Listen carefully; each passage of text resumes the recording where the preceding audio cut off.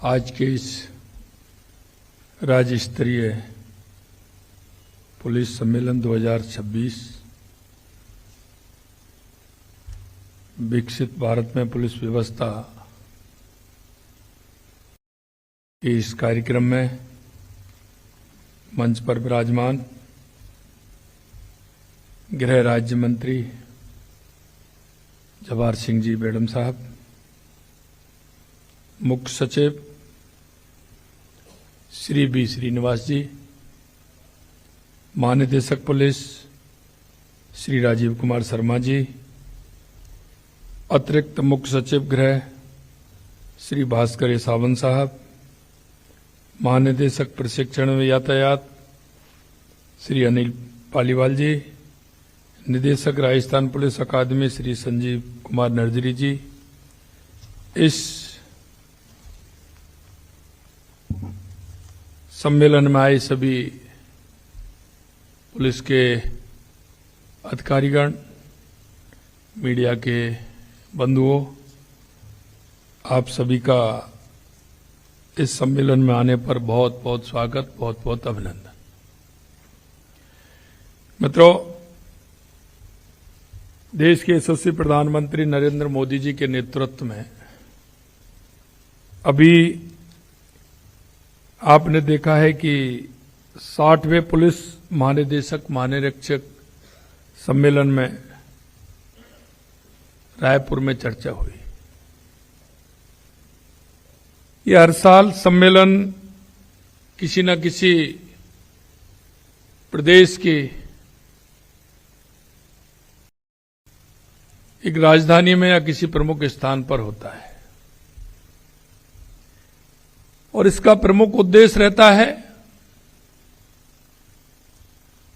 कि विभिन्न प्रदेशों के कानून व्यवस्था,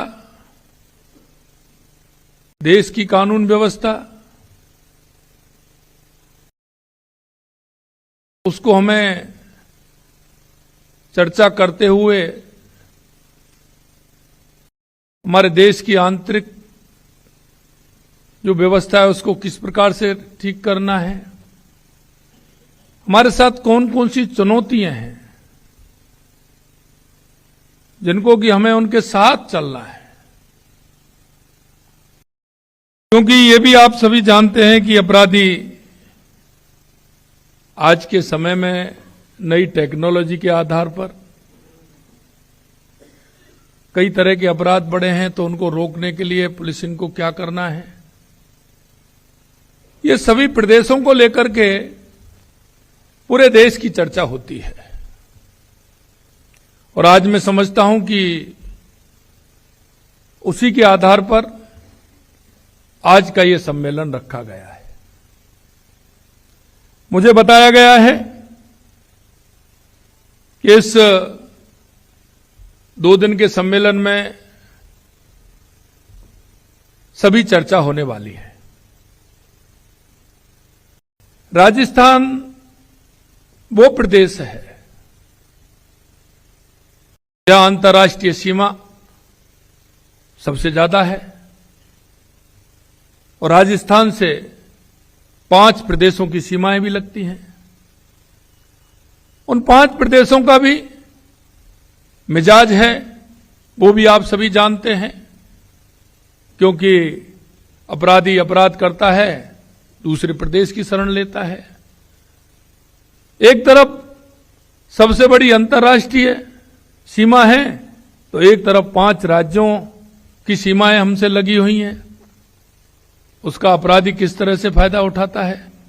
मित्रों, मैं कहना चाहता हूं कि हम सभी को देश के यशस्वी प्रधानमंत्री नरेंद्र मोदी जी के नेतृत्व में जो विकसित भारत 2047 का संकल्प लिया है, उस संकल्प को पूरा करने में कानून व्यवस्था का बहुत बड़ा काम होता है। क्योंकि जिस प्रदेश की कानून व्यवस्था ठीक हो, वहां के लोगों में शांति और सद्भावना हो, वहां उस क्षेत्र में किसी प्रकार का अपराध नहीं हो, तो वहां की अर्थव्यवस्था से लेकर के वहां के विकास से लेकर के वो सबसे पहले उस पर निर्भर करता है। किसी राज्य की अगर अर्थव्यवस्था मजबूत होगी, वहां का विकास होगा, तो निश्चित रूप से कानून व्यवस्था का बहुत बड़ा हाथ उसमें होता है और उसी के आधार पर राज्य बढ़ता है। मैं कह सकता हूं कि उस मंच के माध्यम से बेहतर पुलिस तकनीक का उपयोग, समुदाय का सहयोग, अपराधियों पर सख्त कार्रवाई जैसे महत्वपूर्ण उपायों पर चर्चा की गई थी। आज प्रदेश की पुलिस को उन उपायों को अमल में लाने के कुछ नए कदम उठाने की आवश्यकता है। पुलिस अपने सूचना तंत्र को मजबूत बनाए, पुलिस स्टेशन पर उपलब्ध खुफिया जानकारी का उपयोग क्षेत्र के अपराधियों को व्यवस्थित प्रोफाइल करने और सोशल मीडिया सहित उनके सभी गतिविधियों पर नजर रखने के लिए किया जाए। क्योंकि जिस तरह से आज के समय में अपराध बढ़ा है, हमें उससे आगे जाना होगा। नए नए तकनीकी के माध्यम से हम उसको कैसे नियंत्रित कर सकते हैं, इसमें हमें विचार करना होगा। मैंने एक दिन डीजी साहब को कहा था कि हमको एक इस तरह का तंत्र विकसित करना चाहिए जिसमें हमारे एक्सपर्ट हैं, चाहे वो हमारा साइबर क्राइम हो, उस पर एक हमें हर महीने 1-2 दिन की कार्यशाला उसमें करनी चाहिए, चाहे वो बीसी के माध्यम से करें, क्योंकि अपराध भिन्नता का होता है। आप लंबे समय से काम कर रहे हैं, लेकिन पहली बार कई बार इस तरह के अपराध आते हैं जो आप कहते हैं कि तो पहली बार होना पाया है। हम उनको किस तरह से नियंत्रण कर सकते हैं? और मैं इसलिए और कहना चाहता हूं आपको कि मैंने पहले दिन ही कहा था, दिसंबर 23 में जब हमारी सरकार आई थी, हमने कहा जो भी आवश्यकता है हमारी पुलिसिंग के लिए, हम उसको पूरी तरह से करने को तैयार हैं। और लगातार आप 2 साल से देख रहे हैं, जो आपने हमसे कहा है हमारी पुलिसिंग को बेहतर बनाने के लिए, वो काम हमारी सरकार लगातार कर रही है। हम चाहते हैं, मैं इस बात के लिए धन्यवाद देना चाहूंगा कि भारत सरकार के उपक्रम क्षमता संवर्धन आयोग द्वारा राजस्थान पुलिस अकादमी को उत्कृष्ट संस्थान का दर्जा दिया गया है। इसके साथ ही राजस्थान पुलिस अकादमी संपूर्ण भारतवर्ष के राज्यों के पुलिस प्रशिक्षण संस्थानों में उत्कृष्ट संस्थान का दर्जा प्राप्त करने वाली प्रथम अकादमी बन गई है। इसके लिए मैं आपको बहुत बहुत बधाई और शुभकामनाएं देता हूं। मित्रों, किसी भी राज्य के लिए, वहां की सरकार के लिए, वहां के उस डिपार्टमेंट के लिए अगर प्रथम पुरस्कार मिलता है तो इससे बड़ी खुशी कोई नहीं हो सकती।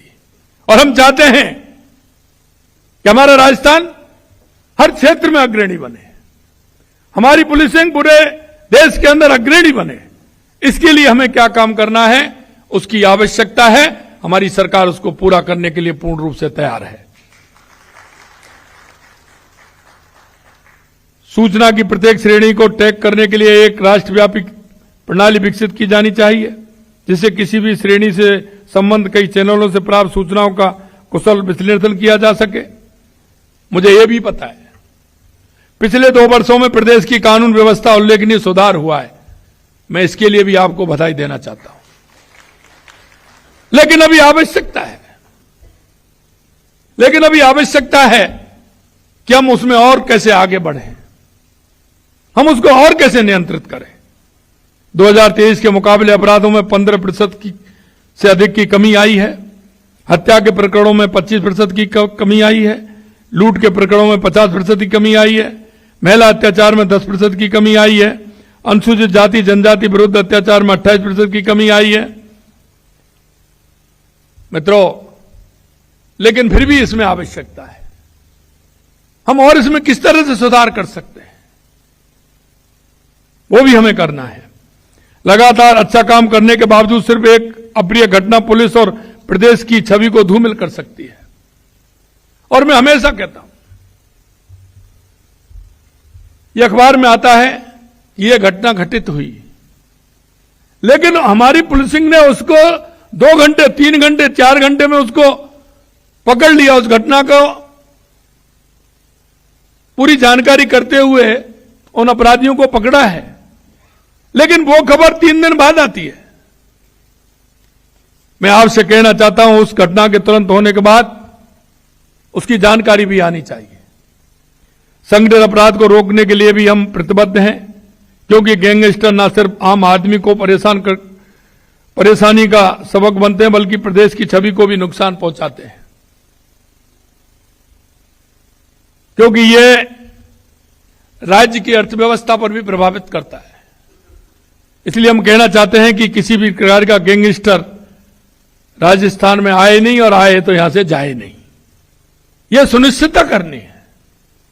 क्योंकि हमारा उद्देश्य है कि हमारे राज्य में शांति किस तरह से रह सकती है, हमारे राज्य में अपराध किस तरह से रुक सकता है। और इसके लिए जैसा मैंने कहा कि अलग अलग श्रेणी के अलग अलग हमें ग्रुप बनाने चाहिए, उस पर चर्चा करनी चाहिए, चर्चा के साथ उसको अमल में लाना चाहिए और उस अंजाम देना चाहिए। संगठित गैंगवार की घटनाओं को प्रदेश में घटित होती हैं, उन पर 100% लगाम लगाने की जरूरत है।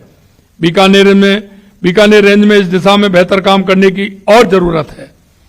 यहां इंटेलिजेंस और सर्विलांस के बीच समन्वय करते हुए सोशल मीडिया पर भी किसी गैंगस्टर के प्रति युवाओं के पोस्ट को स्क्रीनिंग कर ऐसे युवाओं की निगरानी और समझाइश दोनों करना जरूरी है। और मैं कह सकता हूं, कई छोटी छोटी बातें होती हैं लेकिन सोशल मीडिया पर आती हैं, वो अपराध को अंजाम देती हैं। ऐसे लोगों के साथ कार्रवाई होनी चाहिए, क्योंकि वो अंजाम को उकसाने का काम करते हैं। क्योंकि हर किसी घटना के पीछे किसी ना किसी का हाथ होता है, किसी ना किसी का उकसाना होता है, तो हमें उसको भी रोकना चाहिए। नशे की तस्करी को जड़ से खत्म करने की जरूरत है, और ये धीरे धीरे आप देख रहे हैं इस बढ़ती हुई प्रवृत्ति को, इसे हमें रोकना है। नशा ही संगठित अपराध को बढ़ावा देता है। यदि अपराध की रोकथाम करनी है तो नशे के व्यापार को रोकना होगा। और मैंने देखा है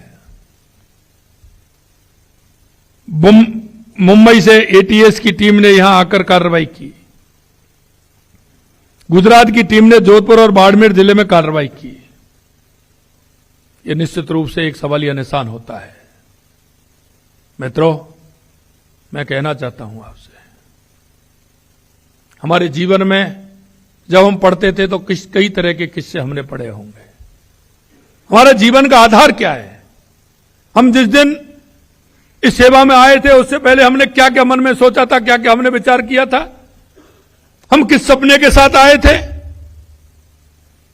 हमारा माता पिता के प्रति और हमारा जिस गुरुजी के प्रति क्या सम्मान था, हमने उनको क्या विश्वास दिलाया था। और मैं कहना चाहता हूं,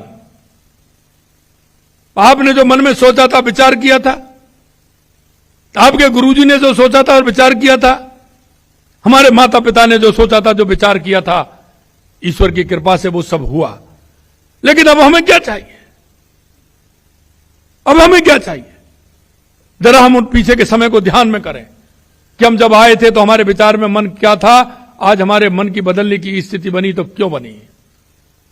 मित्रों, ये अब का नहीं है, आने वाली पीढ़ियों के लिए है कि जैसा हम बोएंगे वैसा ही हम काटेंगे। हमारी आगे वाली पीढ़ी किस तरह की आएगी? अगर बाड़ी खेत को खाएगी तो फिर कुछ बचने वाला नहीं है।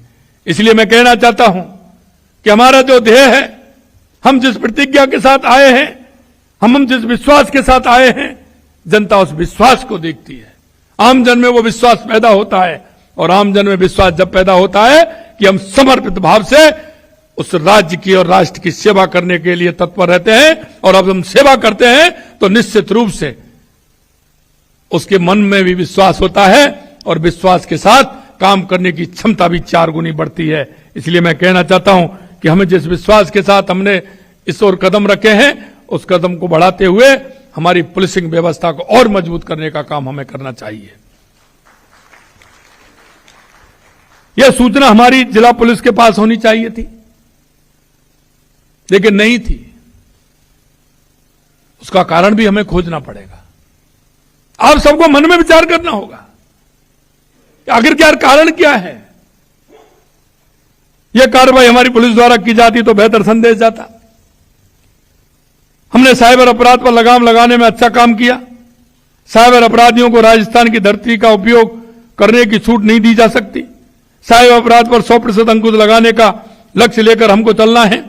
अभी हुए डिजी फैक्ट और एआई कॉन्फ्रेंस में मैंने लोगों में तकनीकी को लेकर आत्मविश्वास देखा।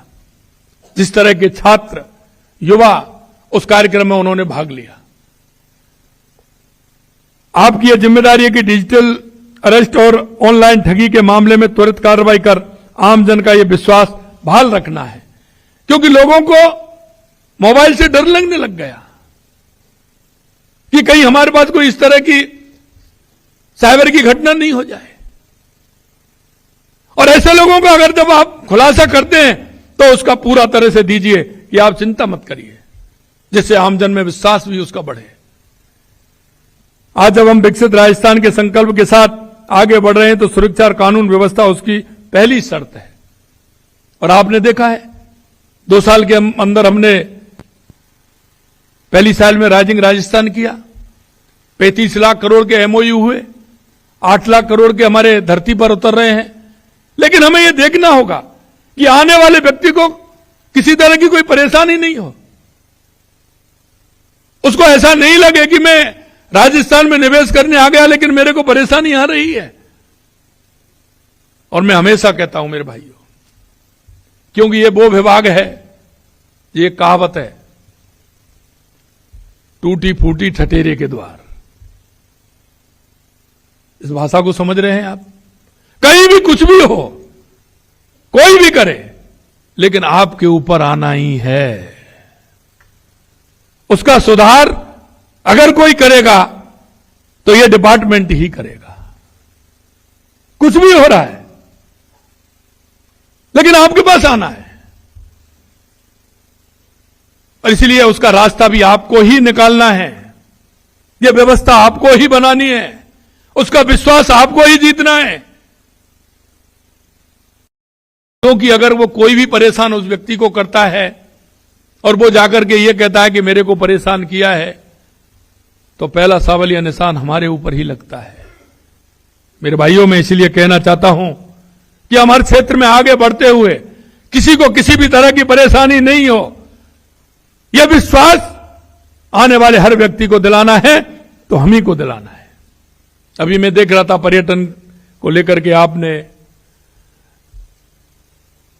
जिस तरह से काम किया है और आपने संदेश दिया है, कोई भी विभाग हो, मैंने यह भी कहा था कि हम हर क्षेत्र में हमारे ऐसे साथी भी हम बनाएंगे।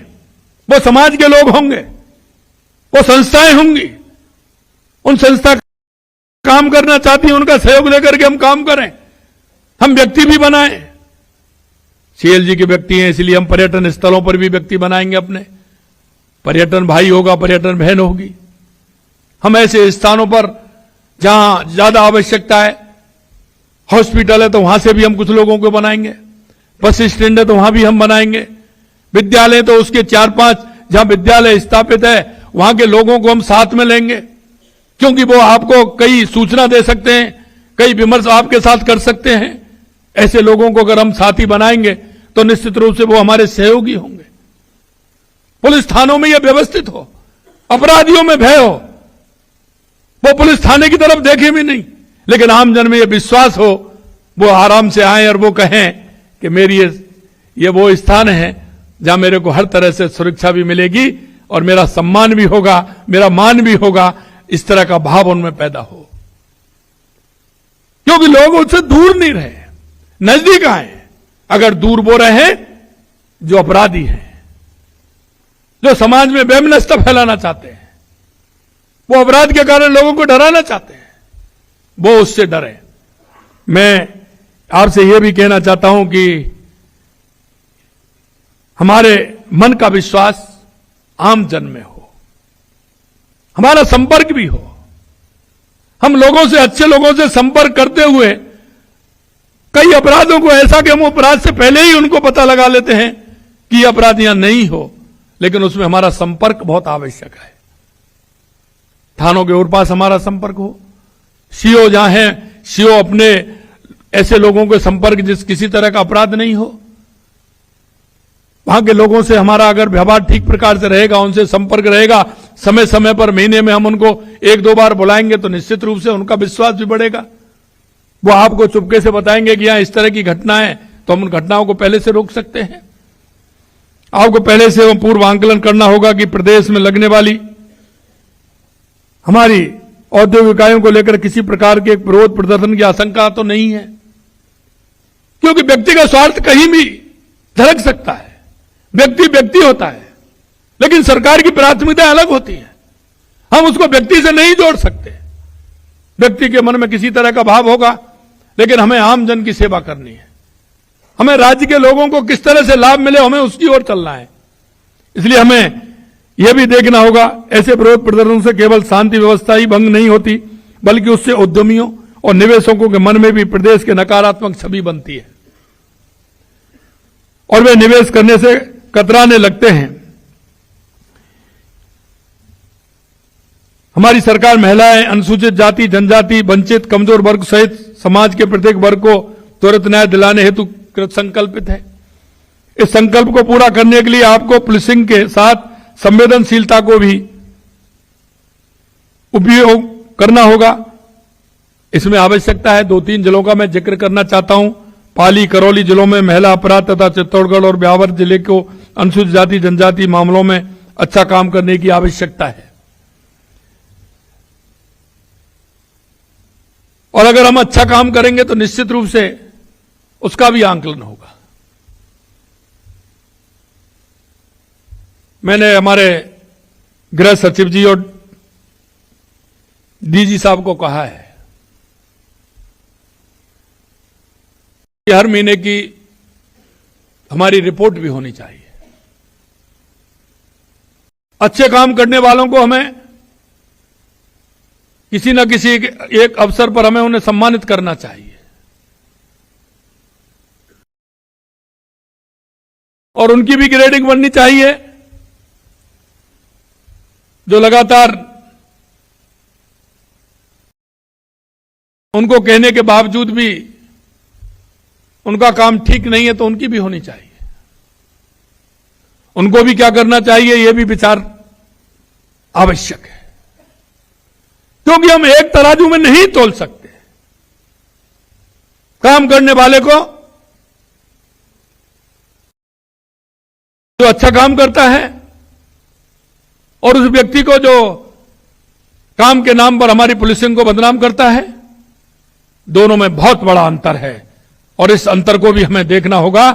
और मैं कहना चाहता हूं कि इस अंतर को देखने के लिए हर महीने हमारी रिपोर्टिंग भी हो और वो रिपोर्टिंग पूरी तरह से जाए और उसमें भी हमारे एक कमेटी बन करके उसका भी विचार करें, जिससे कि हमारे पुलिस में अच्छा काम करने वाले हर व्यक्ति को उसका सम्मान भी मिलना चाहिए और सम्मान राज्य में नहीं समाज में भी मिलना चाहिए, जिससे कि उसको आने वाले लोग और आने वाली युवा पीढ़ी भी देखे कि अच्छा काम करने वाले का किस तरह से सम्मान होता है।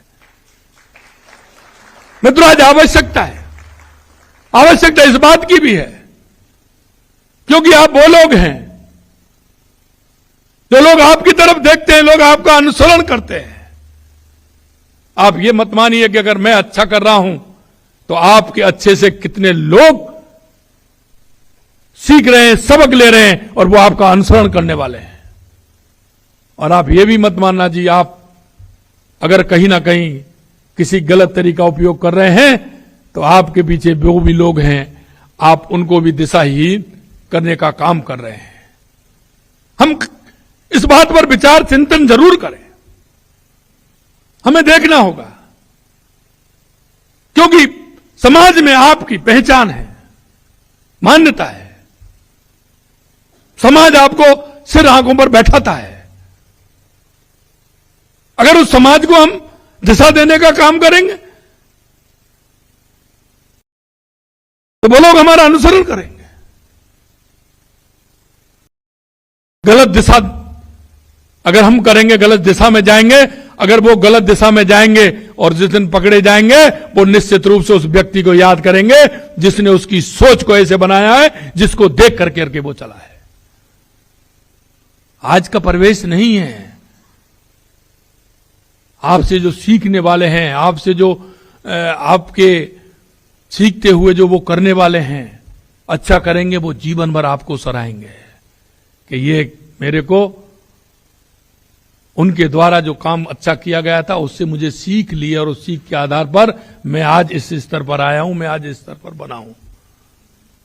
आप अपने जीवन को आधार बनाइए। आपने भी किसी ना किसी से सीखा होगा। पहला व्यक्ति आपके जीवन में भी कोई ना कोई अच्छा होगा।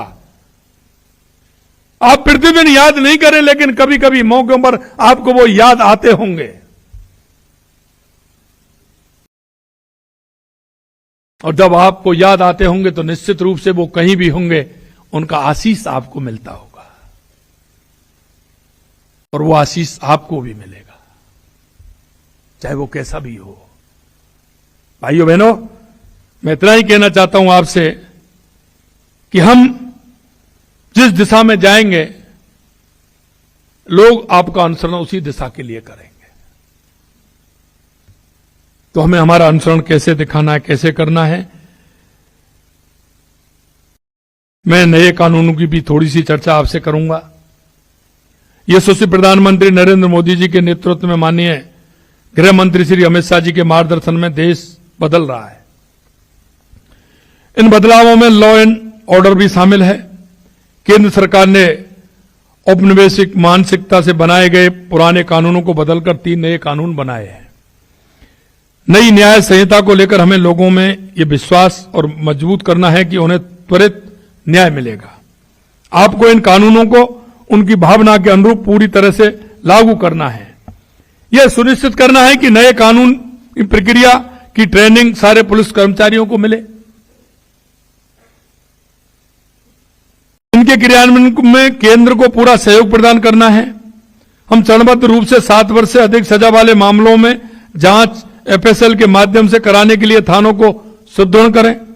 इन कानूनों के मुताबिक एफआईआर, ईएफआईआर और चार्जशीट के ई रिकॉर्ड अपडेट रखने हैं। एफआईआर से लेकर अदालत के निर्णय तक पूरी प्रक्रिया को ऑनलाइन करने में जहां कहीं भी दिक्कत है उसे दुरुस्त करना है। प्रदेश को आपराधिक न्याय प्रणाली में आधुनिक तकनीक इस्तेमाल करने में अग्रणी राज्य बनाना है। इसके लिए प्रत्येक थाना हर माह में कम से कम 3 स्कूल विजिट करें और नई पीढ़ी को इन कानूनों की जानकारी दें। आने वाले युवा दिवस पर एक स्कूल को थाने की विजिट करवाने और थाने की कार्यप्रणाली तक नए कानून तक उन्हें अवगत कराएं। इसमें जरूर मैं कहना चाहता हूं, क्योंकि 12 जनवरी को स्वामी विवेकानंद जी की जयंती है। स्वामी विवेकानंद जी युवाओं के प्रेरणा स्रोत हैं और रहेंगे। उन्होंने युवाओं को आह्वान किया, उठो जागो, इस देश दुनिया पर छा जाओ। जब तक मत रुको, जब तक लक्ष्य को प्राप्त नहीं हो जाओ। 12 जनवरी के अवसर पर मैं चाहूंगा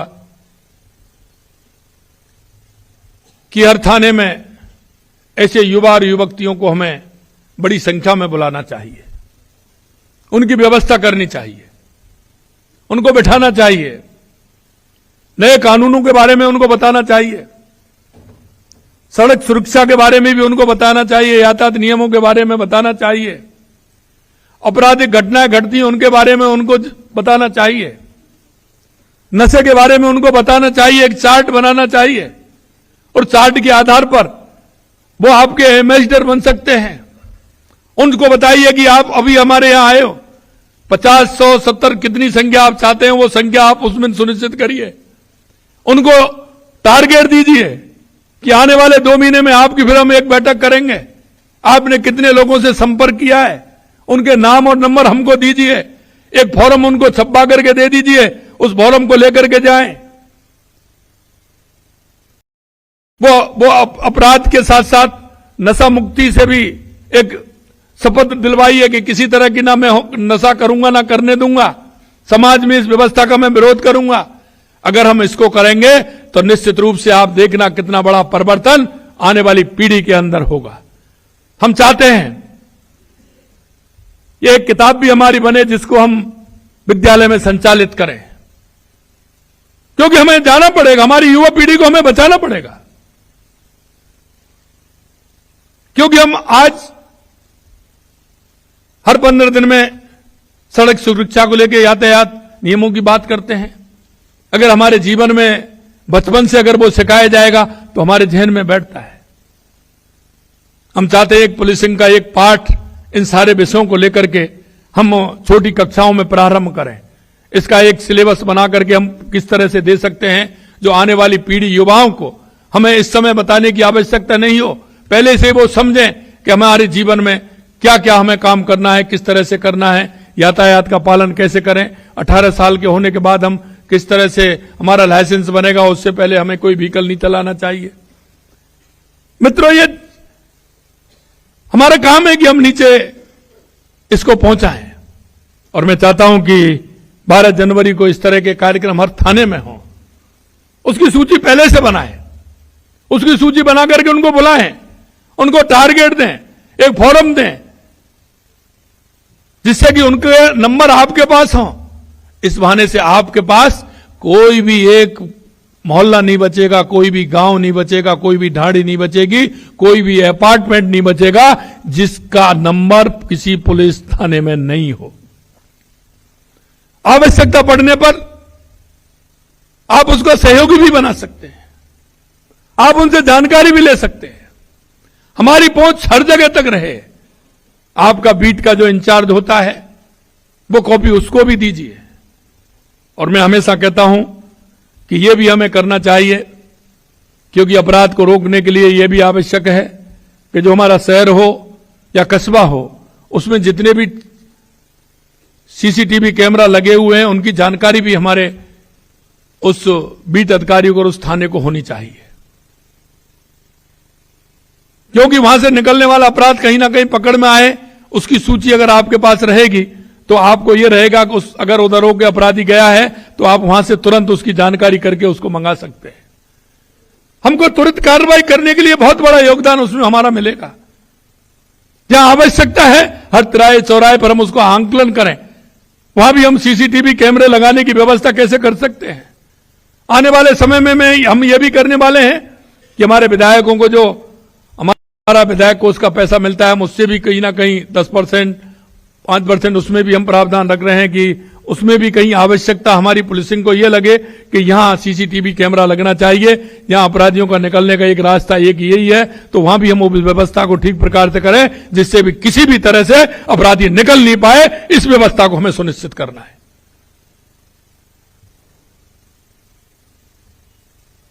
आने वाले युवा दिवस पर इस कार्यक्रम को करेंगे तो एक अच्छा संदेश भी जाएगा और एक आपकी अच्छी पहुंच भी वहां तक बनेगी। हमने पुलिसिंग सिस्टम को तेजी से आधुनिक बनाने का काम करना है। हमारी सरकार ने पुलिस बल को मजबूत करने के लिए अनेक कदम उठा रहे हैं। आपको बेहतर सुविधाएं उपलब्ध कराने का प्रयास कर रही है ताकि कार्य के दौरान आने वाली चुनौतियों से निपटने के लिए वे अधिक सक्षम बन सकें। हम पुलिस आधुनिकीकरण व संबंधित आधारभूत संरचना के लिए 200 करोड़ रुपए का फंड गठित करने जा रहे हैं। 350 करोड़ रुपए की लागत से पुलिस मुख्यालय के अंतर्गत Sardar Patel centre for cyber control room की स्थापना कर रहे हैं। पुलिस दूरसंचार प्रशिक्षण केंद्र का क्रमोन्नयन एवं विस्तार का कर राजस्थान पुलिस तकनीकी प्रशिक्षण अकादमी के रूप में स्थापित करने जा रही है। इसके लिए नए पदों के सृजन की स्वीकृति जारी की जा चुकी है। हमने कांस्टेबल से सहायक उप निरीक्षक स्तर के कार्मिकों को भर्ती भत्ते को भी बढ़ाने का काम किया है। पुलिस निरीक्षक के अधिकारियों को मैस भत्ता भी बढ़ाने का काम हमने किया है। राजस्थान पुलिस के कांस्टेबलों से पुलिस निरीक्षक स्तर तक के कार्मिकों राजस्थान रोडवेज की एक्सप्रेस श्रेणी की बसों को अलावा सेमी डीलक्स बसों में भी निःशुल्क यात्री सुविधा उपलब्ध कराई गई है। पुलिस मुख्यालय से पुलिस को और अधिक प्रभावी एवं कार्यदक्ष बनाने हेतु करीब 60 करोड़ की वित्तीय एवं प्रशासनिक स्वीकृति जारी कर दी गई है। मुझे अवगत कराया गया है कि इस पुलिस सम्मेलन में राज्य के पुलिस अधिकारियों द्वारा मौजूद समय में प्रासंगिक एवं महत्वपूर्ण मुद्दों पर चर्चा की जाएगी, जिसमें साइबर अपराध, पुलिस थानों का सुदृढ़ीकरण, काउंटर टेररिज्म, आपदा प्रबंधन, महिला सुरक्षा में प्रौद्योगिकी का उपयोग, मादक पदार्थों की तस्करी से जुड़े मुद्दे सहित नवीन अपराधों, कानूनों तथा पुलिस सशक्तिकरण जैसे विषय शामिल हैं। हम सभी की अपेक्षा है कि इन महत्वपूर्ण मुद्दों पर सार्थक चर्चा हो। कई इस तरह के हैं कि उनमें हमें और काम करने की आवश्यकता है। विरोध प्रदर्शन और आंदोलनों से संबंधित कार्रवाई जो खुफिया जानकारी प्राप्त की जा सके, इसको भी हमें सुदृढ़ करना है। ऐसी सूचनाओं का विश्लेषण प्रौद्योगिकी और एआई का उपयोग करके किया जाना चाहिए। पुलिस प्रशिक्षण एक महत्वपूर्ण विषय है। इस हेतु सभी पुलिस अधिकारियों को अपने कनिष्ठ अधिकारियों को कौशल अनुभव के आधार पर प्रशिक्षण देने के लिए प्रति वर्ष 100 घंटे समर्पित करने चाहिए। 10 वर्ष से अधिक सेवा अनुभव वाले पुलिस अधिकारियों को एक एक पुलिस स्टेशन को गोद लेना चाहिए। साथ ही विकसित भारत 2047 के विजन को प्राप्त करने के लिए पुलिसिंग में सुधार के उपाय लागू करने चाहिए। पुलिस को डेटा आधारित न्याय वितरण और आंतरिक सुरक्षा में बेहतर परिणाम सुनिश्चित करने के लिए एआई से जोड़कर राष्ट्रीय खुफिया ग्रेड का उपयोग करना चाहिए। सामुदायिक पुलिसिंग हेतु राज्य एवं केंद्र शासित प्रदेश पुलिस को युवाओं को सकारात्मक ऊर्जा को देश के समग्र हित के लिए उपयोग में लाने और उसे सही दिशा देने के लिए नवीन तरीके खोजने चाहिए, जिसे सरकार और समाज दोनों का समग्र दृष्टिकोण अपनाया जाए। पुलिस को ऐसे व्यक्तियों समूहों के जुड़ने के लिए तंत्र विकसित करना चाहिए जिनका रचनात्मक और सकारात्मक दृष्टिकोण हो। वो मैंने इसीलिए आपको कहा कि अगर इनको आप जोड़ेंगे तो एक बहुत अच्छा फायदा पुलिसिंग को होने वाला है। जैसे हेल्पलाइन पर जनता की समस्याओं को सुनता हूं, ठीक उसी तरह आपको भी पुलिस हेल्पलाइन पर आमजन की समस्या को सुनकर उसका समाधान करना होगा और ये हमें लगाना होगा। और मैं चाहता हूं कि इसकी व्यवस्था और सुदृढ़ हो, क्योंकि हो सकता है आपको उस हेल्पलाइन पर ऐसे अपराध की सूचना आए जो अपराध घटित होने वाला है और उस सूचना से आप उसको रोक सकते हैं। यह भी बहुत बड़ी बात होती है कि हम घटना से पहले उसको रोकना बहुत आवश्यक होता है। हम सभी की अपेक्षा है कि इन महत्वपूर्ण मुद्दों पर सार्थक चर्चा हो तथा वर्तमान परिप्रेक्ष्य में पुलिस के समक्ष आ रही चुनौतियां तथा बेहतर पुलिसिंग के लिए हम यहां कुछ सारगर्भित समाधान लेकर जाएं, क्योंकि जितना हम आगे बढ़ेंगे चुनौतियां आती हैं, लेकिन उन चुनौतियों से किस तरह से निपटा जाए इसके लिए भी हमें काम करना है। और हमको बेहतर संसाधन की आवश्यकता उसके लिए होती है। मैं आपको इतना विश्वास दिलाता हूं कि बेहतर संसाधन के लिए हमारी सरकार किसी भी प्रकार की कोई कोर कसर नहीं छोड़ेगी। जो आपकी आवश्यकता होगी उन आवश्यकताओं की पूर्ति हमारी सरकार निश्चित रूप से करेगी, इसका भी मैं विश्वास देता हूं। अंत में कहना चाहता हूं, निश्चित रूप से कार्यशाला आप सभी के लिए बेहतर पुलिसिंग के लिए एक महत्वपूर्ण अवसर है, जिसका फायदा न सिर्फ पुलिस को होगा अपितु आम नागरिकों के लिए बेहतर पुलिसिंग सुनिश्चित करने में भी मदद मिलेगी। मुझे आशा है कि हम सब मिलकर समाज को एक सुरक्षित माहौल दे पाएंगे। एक बार फिर से सभी का इस सम्मेलन में स्वागत करता हूं और मैं कहना चाहता हूं, देश के यशस्वी प्रधानमंत्री नरेंद्र मोदी जी के नेतृत्व में विकसित भारत की जो उनकी कल्पना है, उनका विजन है, उस विजन को विकसित भारत 2047 और विकसित राजस्थान 2047 को हम पूरा करेंगे। निश्चित रूप से हम चाहते हैं कि राजस्थान एक ऐसा अग्रणी प्रदेश बने जिसमें किसी भी तरह का कोई अपराध की स्थान नहीं हो और हम देश में पहले नंबर की हमारी पुलिसिंग बने। इस आशा और विश्वास के साथ इस सम्मेलन में आप सभी को मैं बहुत बहुत शुभकामनाएं देता हूं और मैं चाहता हूं कि निश्चित रूप से 2 दिनी कार्यशाला ये हमारे पुलिसिंग के लिए एक नींव का पत्थर साबित होगी और उसके साथ ही हम हमारे प्रदेश में पुलिसिंग का काम और बेहतर तरीके से कैसे कर सकते हैं, इस पर सार्थक चर्चा के साथ हमारा ये सम्मेलन संपन्न होगा। आप सभी को बहुत बहुत धन्यवाद। जय हिंद, जय भारत, जय राजस्थान।